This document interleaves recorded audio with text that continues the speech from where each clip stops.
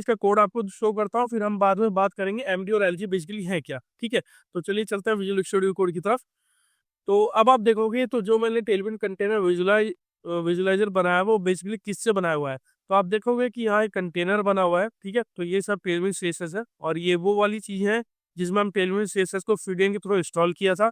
आपको अगर किसी ने मेरी वो वीडियो नहीं देखी तो वो जाके आइकन पे क्लिक करके जाके मेरे वो वीडियो देख सकता है।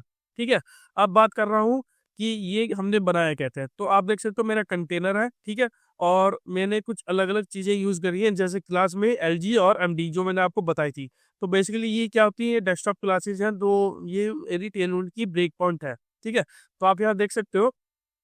तो यहाँ मैंने इसे एमडी, मीडियम, एमडी और एलजी, ये बेसिकली ब्रेक पॉइंट होता है टेलविन सीएसएस में। इन्हें कैसे यूज कर सकते हैं तो चलिए देखेंगे। तो यहाँ जस्ट मैं आपको ये एक लाइन का वो मतलब बता देता हूँ कि बाय डिफॉल्ट मैंने एक ग्रिड ली है। ग्रिड में जब बाय डिफॉल्ट अगर रहेगा तो मेरा एक कॉलम रहेगा। जैसे वो मीडियम डिवाइस रहेगा तो मीडियम डिवाइस में मेरे 2 कॉलम में कन्वर्ट हो जाएगा। फिर लार्ज डिवाइस में मेरे 3 कॉलम हो जाएंगे और गैप मतलब इनके बीच का डिफरेंस जो होगा वो 6 होगा। तो ऑलरेडी आप देख सकते हो कि जब मेरी डिवाइस लार्ज होती है, यानी लार्ज है तो 3 कॉलम है, और अगर कम होती है तो 2 कॉलम में आ जाती है, और अगर सिंपल होती है तो 100% विड्थ में कन्वर्ट हो जाती है। एक चीज और मैं आपको बता देना चाहता हूँ कैसे बनाएंगे।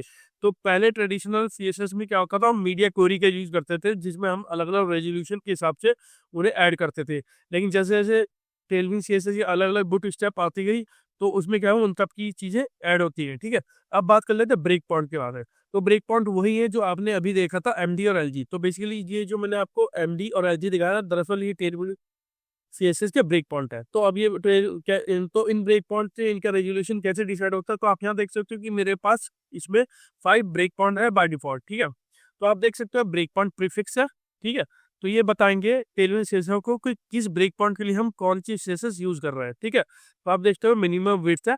तो एसएम आप सिंपल एसएम आप स्मॉल डिवाइस के लिए समझ सकते हो, एमडी मीडियम डिवाइस के लिए, LG for large device, XL for the extra large device और double XL for extra extra large device. ठीक है, तो ठीक इनके ब्रेक पॉइंट के सामने इनका रेजोल्यूशन है कि किस रेजोल्यूशन पे ये काम करता है। ठीक है, अगर स्मॉल डिवाइस की बात करें तो ये 640 तक काम करेंगे। ठीक है, 640 के बाद काम करेंगे। ठीक है, कहाँ से कहाँ तक करेंगे, 640 से लेके 767 तक काम करेंगे। उसके बाद एमडी काम करेगा 768 से 1023 तक और 1024 से ऐसे। तो ऐसे ही रेजोल्यूशन